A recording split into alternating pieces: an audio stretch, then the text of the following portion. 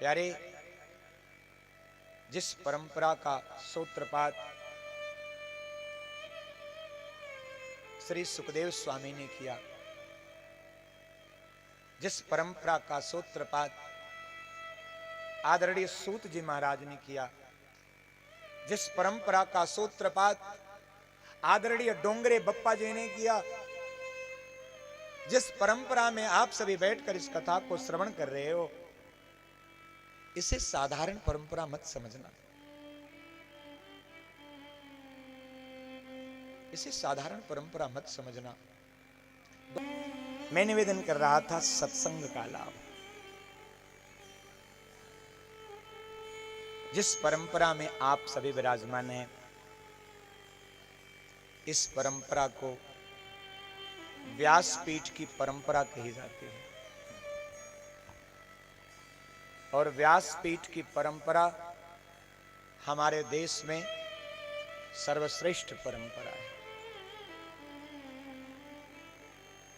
हमारे देश में दो गद्दी का शासन हमेशा रहा है, एक राजगद्दी और एक व्यास गद्दी।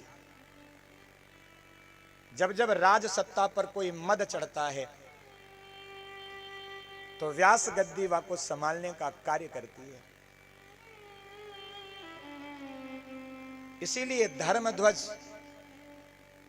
सर्वश्रेष्ठ रूप में सर्वोपरि लहराता है।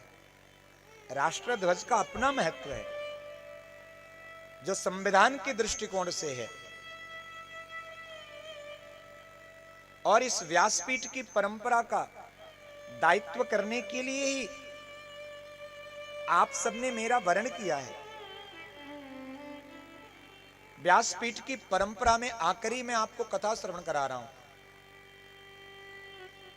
आज अगर यह व्यासपीठ की परंपरा न होती तो हमारा समाज कहां होता, इसकी खाली कल्पना कर लीजिए बस। अगर यह व्यासपीठ की परंपरा न होती तो हमारा समाज कितना बिखर चुका होता है। यही परंपरा तो आपको जोड़कर रखी है अपने सनातन से। लेकिन मुझे दुख इस बात का है कि इस परंपरा में भी अब विकृति आ रही है। इस परंपरा में भी अब आपका स्वाद बिगड़ रहा है। व्यासपीठ पर बड़ा कठोर अनुशासन रहता है। व्यासपीठ का कार्य है समाज को एक दिशा देना, और उस दिशा को प्राप्त करके समाज को अपने उन्नति का मार्ग चुनने का अधिकार प्राप्त होता है। राजा परीक्षित को राज सत्ता प्राप्त थी। संपूर्ण भूमंडल पर एक छत्र राज था राजा परीक्षित का। लेकिन जब एक ऋषि पुत्र ने श्राप दिया तो सबसे पहले राज सत्ता छूटी। पत्नी ने कहा, कौन सी बड़ी बात है, 7 दिन तो आपके पास है, क्यों राज्य छोड़ रहे हो, क्यों वस्त्रों का परित्याग कर रहे हो, क्यों परिवार को छोड़कर जा रहे हो। राजा परीक्षित ने कहा, देवी ये मुझे तब छोड़ देना चाहिए था